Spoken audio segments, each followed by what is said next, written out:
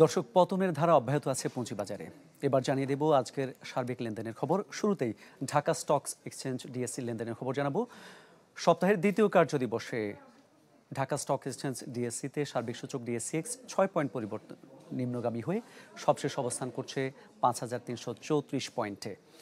Dhaka stock exchange ডিএসসিতে সপ্তাহের দ্বিতীয় কার্যদিবসে লেনদেন হয়েছে 610 কোটি টাকার।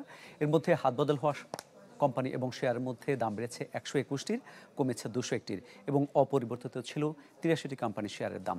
এবার আমরা চট্টগ্রাম স্টক এক্সচেঞ্জের লেনদেনের খবর জানাবো। পতনের ধারা অব্যাহত আছে চট্টগ্রাম স্টক এক্সচেঞ্জেও। সার্বিক সূচক সিএসইএক্স 10 পয়েন্ট কমে সবশেষ অবস্থান করছে 15,025 পয়েন্টে।